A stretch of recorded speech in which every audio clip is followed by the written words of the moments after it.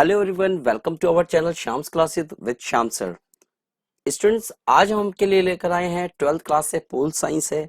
Last time हमने part 1 किया था, आज हम पार्ट 2 करने जा रहे हैं। चैप्टर फर्स्ट है आपका। तो पार्ट 1 में हमने क्या क्या किया था, शीत युद्ध के कारण किए थे, शीत युद्ध क्या होता है, किन के बीच हुआ था, और अमेरिका का जो नाटो संगठन था, सैनिक संगठन, और सीटो दो पढ़ चुके थे हम। जिसने नहीं देखी हो पार्ट 1 जरूर देखें, और आप नए हो तो सब्सक्राइब जरूर कर लीजिए चैनल को, ताकि आपको सारे पार्ट आपको मिल जाएं और आसानी से आप पढ़ सकें। चलते हैं आगे। आज हम पढ़ने जा रहे हैं यहाँ पर सेंटो। सेंटो के बारे में पढ़ेंगे। सेंटो का फुल फॉर्म होता है सेंट्रल ट्रीटी ऑर्गेनाइजेशन, जिसे हम हिंदी में केंद्रीय संधि संगठन कहते हैं। ये अमेरिका ने दक्षिणी पश्चिम और मध्य पूर्व एशिया के देशों को सोवियत साम्यवादी प्रभाव को रोकने के लिए, यानी कि सोवियत से दूर हटाने के लिए, अमेरिका का प्रभाव बढ़ाने के लिए इसने उन्हें आर्थिक मदद दी और सैनिक सहायता दी। और अरब देशों में फूट बनी रहे, एक ना हो जाए, कहीं अमेरिका के खिलाफ हो जाए, इसलिए अरब में फूट भी बनी रहे। इस वजह से 1955 में बगदाद में एक समझौता किया गया, जिसे बगदाद संधि के नाम से जाना गया। इसे आगे जाकर सेंटो का नाम दिया, यानी कि सेंटो का नाम दिया। यानी कि अमेरिका ने क्या किया, चालाकी, सोवियत से भी दूर रखना है, अरब देशों में एक साथ मिलना भी नहीं है, उनके कुछ बंदों को अपने साथ मिला लेना है, और पूरे यूरोप में फूट डालनी है ताकि एक ना हो पाए। और बगदाद में यह समझौता किया, जिसका नाम बगदाद संधि या सेंटो का नाम दिया गया है। ये बगदाद पैक्ट के नाम से जाना जाता है। 24 फरवरी 1955 में इसकी स्थापना हुई थी। 16 मार्च 1979 में समाप्त हो गया था। समाप्त कारण होगा कोई, आगे पढ़ेंगे। इसका जो हेड ऑफिस है, कार्यालय, अंकारा यानी कि तुर्की में है। इसके मेंबर 5 हैं। ईरान है, इराक है, पाकिस्तान, तुर्की और यूके यानी कि यूनाइटेड किंगडम। लेकिन अमेरिका तो है नहीं। फिर ये तो अमेरिका का ग्रुप है। हाँ, अमेरिका चालाक था। अमेरिका क्या करा है, छोटे छोटे बंदों में शामिल क्यों हूं मैं, शामिल नहीं हुआ, लेकिन वित्तीय सहायता देता रहा, यानी कि पैसों की मदद दी ताकि ये इसके गुलाम बने रहें। अमेरिका इनकी सभी बैठकों में शामिल होता था। इस संधि को हम पूर्व संधि संगठन के नाम से भी जानते हैं, यानी कि मध्य पूर्व संधि संगठन, मीटू भी बोलते हैं इसको। 1959 में सबसे पहले इराक ने कहा, भाई बात नहीं बन रही है, वो बगदाद संधि से अलग हो गया, इस्तीफा दे दिया। ऐसा क्यों हुआ? क्योंकि अमेरिका ने क्या गेम खेली थी, इराक और ईरान तो पक्के ताकतवर देश थे, इन्हीं के बीच में दोनों को भड़का दिया। तो इराक ने भैया इस्तीफा दे दिया, उसे पसंद नहीं आई ये संधि। और इस संधि का नाम फिर जब इराक हट गया तो बगदाद संधि के हटा दिया, फिर इसका नाम सेंटो रख दिया। यानी कि इराक जब हट गया तब इसका नाम सेंटो रखा। तो याद रखना, 1959 में नाम सेंटो पड़ा था। अब आता है सेंटो के सिद्धांत क्या थे। पहला सिद्धांत था भैया, सदस्यों को अपनी सुरक्षा के लिए और अन्य देशों की रक्षा को मजबूत बनाने के लिए ध्यान देना था। बिल्कुल, यानी कि संगठन के जितने भी मेंबर थे, एक दूसरे की सुरक्षा को लेकर और देश की रक्षा को लेकर मजबूत बनाना था एक दूसरे को। कह रहा है एक देश दूसरे देश पे कोई इंटरफेयर नहीं करेगा। चलो देखते हैं आगे। सदस्य देश दुनिया के अन्य देशों के साथ संबंध नहीं रखेगा, यानी कि साम्यवादियों के साथ संबंध नहीं रखेंगे। ये संगठन 5 साल तक रहेगा, मतलब बाद में बंद हो जाएगा नहीं। 5 साल तक अगर अच्छा चला तो फिर इसे नया आकार दिया जाएगा, नए रूप से बनाया जाएगा। आगे इसके कुछ उद्देश्य थे। पहला उद्देश्य था भैया सोवियत रूस से और अरब देशों के लिए चेतावनी थी, सोवियत रूप से अलग रहो, अरब देशों को सब एक साथ नहीं मिलना। संयुक्त राष्ट्र अमेरिका की मदद के लिए सब इच्छुक थे, बिल्कुल सारे रेडी थे। अमेरिका और इंग्लैंड की रक्षा प्रणाली को पेश करने में भी सफल रहा, यानी कि इस संगठन ने अमेरिका और इंग्लैंड की रक्षा प्रणाली को पेश किया। यानी कि अगर कल को कोई इन सेंटो को कुछ कह दे तो अमेरिका इंग्लैंड के सैनिक उनके साथ खड़े हैं। ओके, सोवियत संघ से दूर रखना था इसे, शांति बनाए रखनी थी, ऊपर से व्यापार को बढ़ाना था, और सभी सदस्य देश आपस में सुरक्षा संरक्षण सहयोग देंगे, यानी कि अगर किसी की लड़ाई होती है सब मिल के साथ देंगे। इसका अंत हो ही गया आखिर में। अंत होने का कारण भैया होना था अंत। पहले ये सेंटो जो था अपने जितने भी उद्देश्य बनाए वो सफल नहीं हो पाए। कहते हैं कि एक दूसरे में इंटरफेयर नहीं करा, इंटरफेयर तो कर ही रहे थे, सबसे ज्यादा तो अमेरिका ही कर रहा था, वही नहीं छोड़ रहा था। और क्या, ऊपर से गुटनिरपेक्ष नीति बना ली गई, तो सब लोग देखने लग गए गुटनिरपेक्ष नीति ज्यादा अच्छी है, क्योंकि उसमें अलग भी रहो और दोनों देशों से यानी कि अमेरिका और सोवियत संघ से दोनों से फायदा उठाओ। यहाँ पे तो एक ही से फायदा उठता था, अमेरिका से, और ऊपर से सोवियत संघ से दुश्मनी हो गई थी।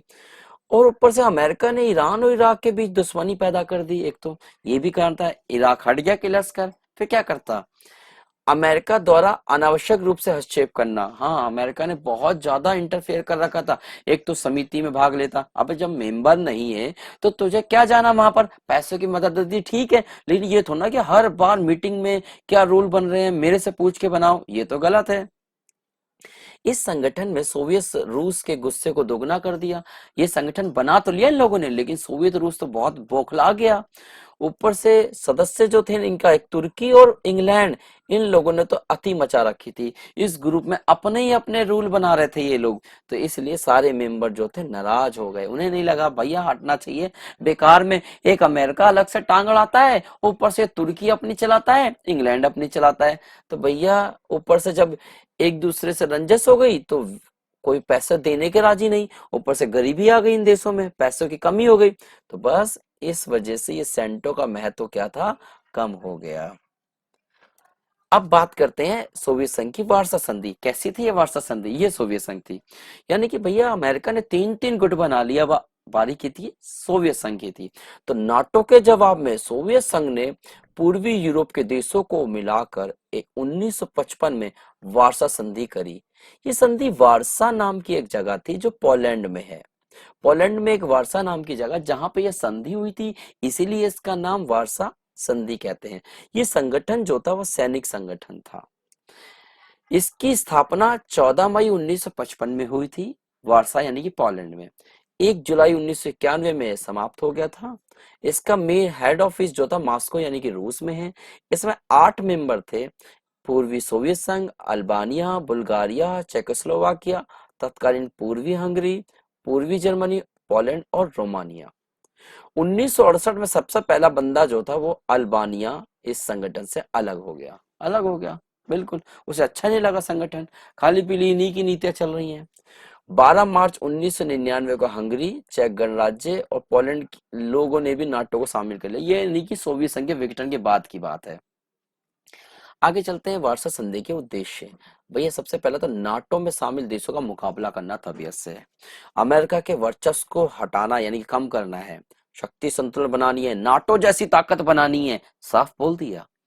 ये संगठन सैन्य बल पर ज्यादा विस्तार कर रहा था, सैनिक यानी कि सैनिक ज्यादा बना रहे थे, हथियार ज्यादा बना रहे थे, सामूहिक देशों की रक्षा करेंगे, इन्होंने कहा एक दूसरे की राष्ट्रीय संप्रभुता का सम्मान करेंगे, ऐसा इन्होंने उद्देश्य में रखा गया।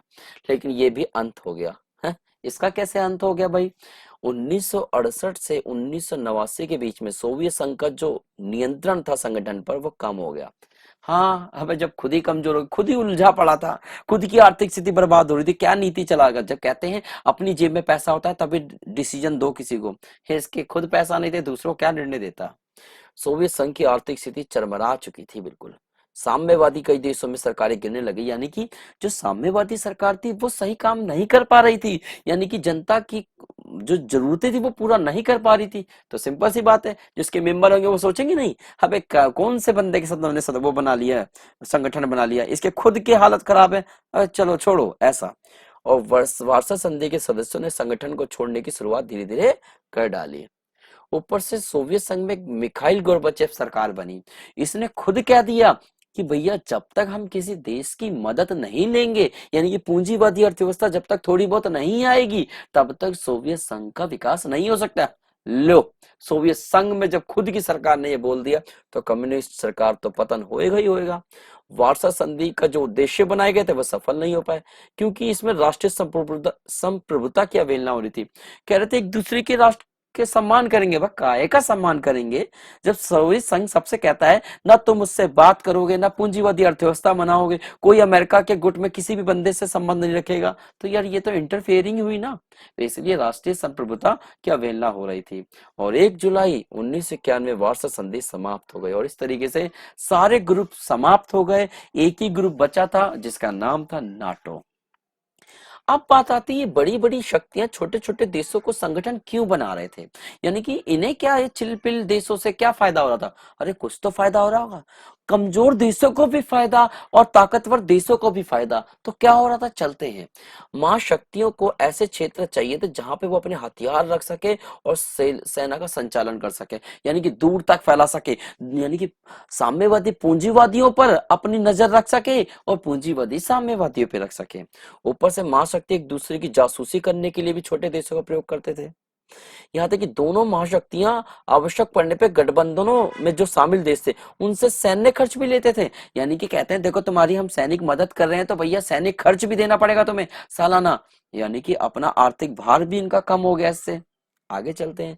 ऊपर से इनसे बड़े सारे संसाधन, खनिज तेल, गैस और कई सारी धातुएं मिल जाती थी। और क्या चालाक बन रहे थे, किसी को अमेरिका को खनिज चाहिए, कहीं से तेल चाहिए, तेल के चक्कर में तो उसने संगठन बनाया था भैया। उसे चाहिए था, इराक ईरान से तेल मिलता था, इसीलिए उसने कहा था कि इनसे संगठन बना के रखो। महाशक्तियों ने अपने वर्चस्व को बढ़ाने के लिए संबंध बनाए, अपनी नीतियों का विस्तार करना चाहते थे, एक दूसरे पर नजर रखना चाहते थे ये बंदे। यहाँ तक कि सैनिक अड्डे बनाने के लिए, यानी कि अपना सैनिक अड्डा बना रखे, कहीं से भी कहीं भी युद्ध कर लें। जैसे अमेरिका ने तुर्की पे बंदे ने सैनिक अड्डा बना लिया था और सोवियत संघ ने अफगानिस्तान पे सैनिक अड्डा बना लिया था। और कई देश तो आर्थिक लाभ प्राप्त करने के लिए ये संबंध बनाते थे। और इस तरीके से बड़े बड़े देश जो थे छोटे देश और छोटे देश बड़े देशों के साथ संबंध बनाते थे। आज तक के लिए यहीं तक है वीडियो। नेक्स्ट वीडियो में आपके मिलेंगे हम सोवियत संघ, सॉरी, उसमें हम बात करेंगे शीत युद्ध के दायरे और पढ़ेंगे गुटनिरपेक्ष नीति कहां तक सफल हुई, कहां पर उसकी पॉपुलैरिटी कम हो गई। तो नेक्स्ट वीडियो जरूर देखना, और जरूर देखने के लिए आपको बेल आइकन प्रेस करना पड़ेगा और सब्सक्राइब भी करना पड़ेगा। और जितने भी आपके सभी दोस्तों को आप तुरंत इसे शेयर कर दीजिए, बड़ी तेजी से, एकदम पागलों की तरह। लोग जो ढूंढ रहे हैं वो उन्हें एक ऐसा प्लेटफॉर्म मिल जाए जहां से आसानी से वीडियो, हर पॉइंट्स, एक एक छोटी छोटी बातें उनकी क्लियर हो जाएं। मिलते हैं अब नेक्स्ट वीडियो में। आज तक के लिए इतना ही है, तब तक के लिए जय हिंद।